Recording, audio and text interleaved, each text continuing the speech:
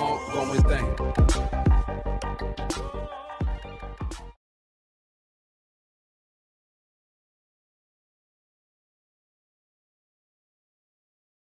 Assalamualaikum warahmatullahi wabarakatuh. Jumpa lagi di channel Sahabat Medis. Di video kali ini kita akan membahas mengenai pembahasan FRSKB perawat bagian kedua. Tapi sebelum kita masuk ke pembahasannya, buat teman-teman yang baru gabung di channel Sahabat Medis, jangan lupa untuk dukung channel ini dengan cara klik tombol like, subscribe, dan nyalakan lonceng notifikasi agar teman-teman tidak ketinggalan update video terbaru dari channel ini. Dan di sini kita juga mau merekomendasikan salah satu platform tempat belajar SKB yang sudah disesuaikan dengan kisi-kisi dan FR terbaru CPNS tahun ini, yaitu Jadi CPNS. Di platform ini selain ada paket tryout dengan sistem CAT, juga ada materi pembelajarannya. Jadi buat teman-teman yang belum ujian, kemungkinan besar akan sangat terbantu dengan adanya platform ini, karena untuk soal-soalnya pun sudah disesuaikan dengan FR terbaru dari teman-teman yang ujian di tahun ini. Untuk keterangan lebih lanjut dan cara gabungnya, teman-teman bisa klik linknya di kolom deskripsi video ini. Dan jangan lupa masukkan kode referral Sahabat Medis untuk mendapatkan potongan harga. Dan langsung saja kita masuk ke pembahasannya.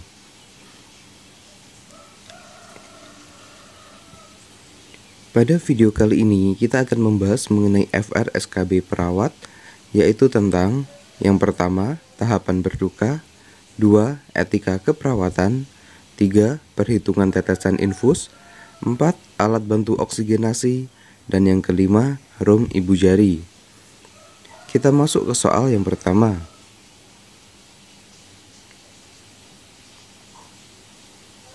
Saudara Rizky usia 16 tahun dibawa ke IGD dalam kondisi tidak sadar akibat kecelakaan. Akibat kecelakaan tersebut, ia harus menjalani amputasi pada kaki kirinya.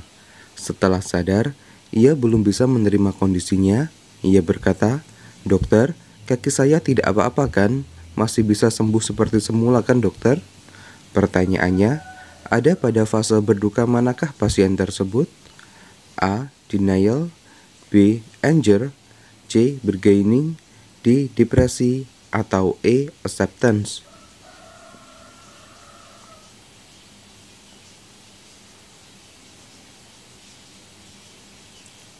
Jawaban yang paling tepat adalah A.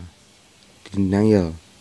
Untuk fase atau tahapan berduka terdiri dari yang pertama adalah fase denial atau penyangkalan, kedua anger atau marah, 3. Bargaining atau tawar-menawar, keempat depresi, dan yang kelima acceptance atau penerimaan. Kita lanjut ke soal berikutnya.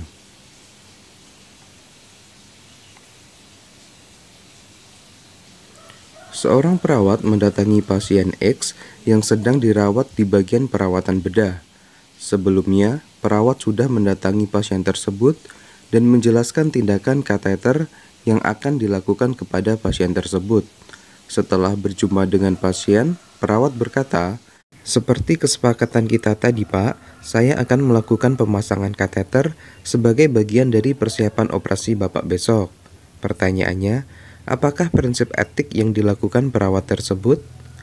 A. Non-maleficent, B. Beneficent, C. Autonomy, D. Veracity, atau E. Fidelity. Jawaban yang paling tepat adalah E. Fidelity atau menepati janji. Berikut ini adalah 8 prinsip etika keperawatan. Yang pertama, autonomi didasarkan pada keyakinan bahwa individu mampu berpikir logis dan membuat keputusannya sendiri, sehingga perawat haruslah menghormati kemandirian klien. Kemudian yang kedua, beneficent. Prinsip ini menuntut perawat untuk melakukan hal yang baik sesuai dengan ilmu dan kiat keperawatan dalam melakukan pelayanan keperawatan. Yang ketiga, justice. Direfleksikan dalam praktik profesional ketika perawat bekerja sesuai ilmu dan kiat keperawatan dengan memperhatikan keadilan sesuai standar praktik dan hukum yang berlaku. Kemudian yang keempat, non-maleficent. Prinsip ini berarti perawat dalam memberikan pelayanannya tidak menimbulkan bahaya atau cedera fisik dan psikologis terhadap klien. Yang kelima, veracity. Prinsip ini menuntut perawat agar setiap informasi yang diberikan harus akurat, komprehensif, dan objektif. Kemudian yang keenam, fidelity. Perawat harus memiliki komitmen menepati janji profesi dan menerapkannya dalam melakukan pelayanan keperawatan. 7. Confidentiality. Kerahasiaan berkaitan dengan informasi klien harus dijaga, kecuali dalam keperluan pengobatan, upaya peningkatan kesehatan, atau permintaan pengadilan. Serta yang kedelapan, accountability atau akuntabilitas. Adalah standar yang pasti bahwa tindakan seorang profesional dapat dinilai dalam berbagai kondisi tanpa terkecuali. Kita lanjut ke soal berikutnya.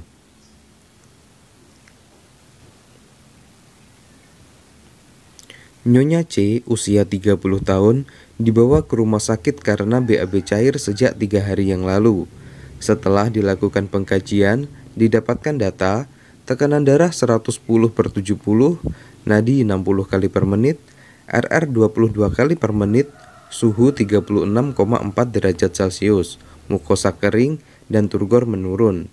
Dokter menginstruksikan untuk memberikan terapi cairan infus 3000 ml dalam 24 jam.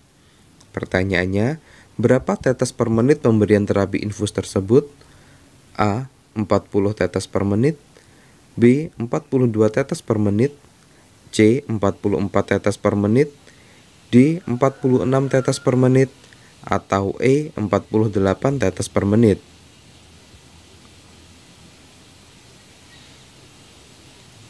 Jawaban yang paling tepat adalah B. 42 tetes per menit.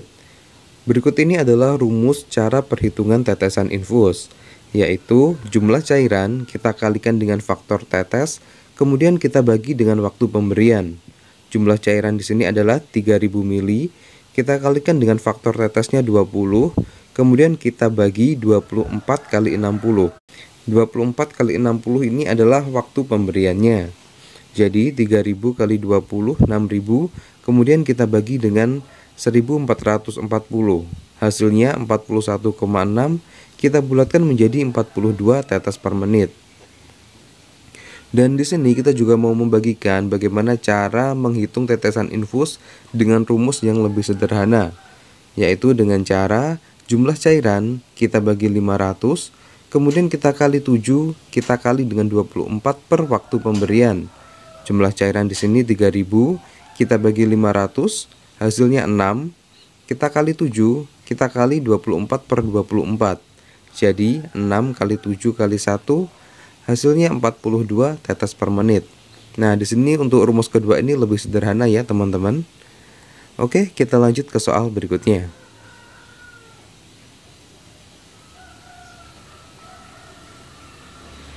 Nyonya H dibawa ke IGD dengan keluhan sesak. Ketika dilakukan pengkajian, didapatkan data tekanan darah 150/100, nadi 100 kali per menit, RR 32 kali per menit, dan suhu 37,8 derajat Celcius. Dokter menginstruksikan untuk memberikan oksigen 6 liter per menit. Pertanyaannya, alat bantu oksigen apa yang akan Anda gunakan? A. Nasal kanul, B. Kateter nasal, C. Simple face mask, D. Rebreathing mask, atau E. Non-rebreathing mask.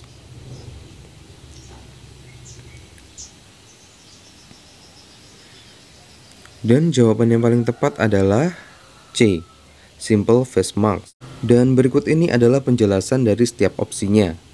Untuk nasal kanul dan kateter nasal bisa diberikan dalam 1-6 liter per menit dengan tingkat kemurnian 24 sampai dengan 44%. Kemudian simple max bisa diberikan dalam 5 sampai 8 liter per menit dengan tingkat kemurnian 40 sampai 60%. Kemudian rebreathing max dapat diberikan dalam 8 sampai 12 liter per menit dengan tingkat kemurnian 60 sampai 80%.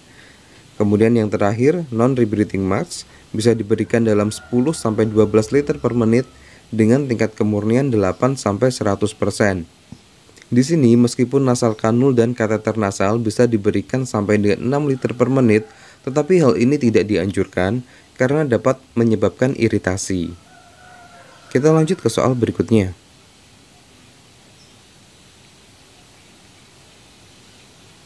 Berikut ini yang merupakan rom ibu jari adalah A. Fleksi, B. Fleksi ekstensi, C. Sirkumduksi, D. Oposisi, atau E. Rotasi.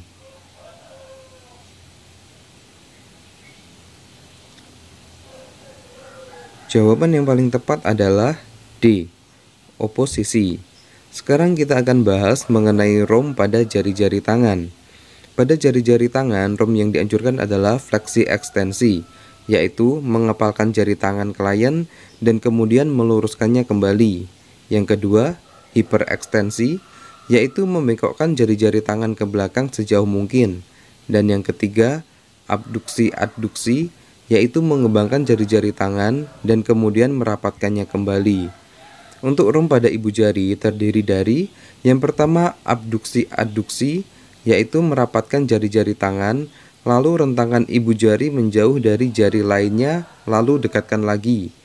Kemudian yang kedua oposisi, yaitu sentuhkan ibu jari dengan jari-jari lainnya secara bergantian.